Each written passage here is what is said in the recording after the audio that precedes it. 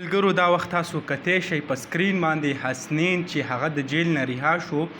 او هغه هم 18 میاشتې بعد. حسنین څه واقع کړې وه تاسو ټولو ته پته ده چې کم خپل مور پلار باندې هغه ډزې کړې وې د هغې په نتیجه کې د دې کم پلار چې دی هغه وفات شوی او مور چې کم ده ډېره زیاته شدید زخمی وه او داسې ویلی کېږي چې دا یوه خپی هغه اوس هم کار نه کوي یعنې د هغه ډز له سببه. بیا چې کوم د پولیسو هغه په موقع باندې ګیر کړ دونه ډېر زیات په سوشل میډیا مشهور شوی او چې لکه هر سړي به هغه پیژني. زه دا یقین لرم ځکه چې کم پوسټ به کېدو نو هغه به د حسنین په باره کې و. یوسف جان ورسره نور کم سوشل ورکر چې و هغه ورسره انټرویو کړې وه.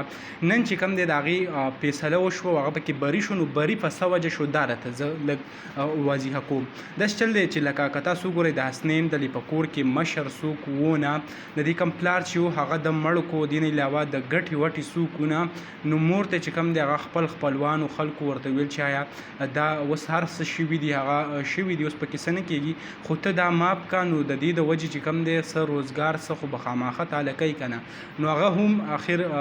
په بچي باندې هغه سړی خفه کېږي نو هغه اخر ماپ کو. نن چې کوم دی هغه د جیل رهایي د هغې وشوه او دا وخت چې کوم دی تاسو په سکرین باندې د هغې کوم ویډیو چې دا هغه کتی شئ نو دغه خبر راغلی و ما چې د خپل کتونکو سره شیر کړم ځکه ما په خپل چینل باندې د دې باره کې ډېرې زیاتې ویډیو تاسو ته مکمل کوم اپډیټ چې و هغه به شیر کاو. دغه ویډیو و دغه معلوماتو تاسو سره شریک کړئ انشاءالله بل ویډیو کې ملاویږو. الله حافظ.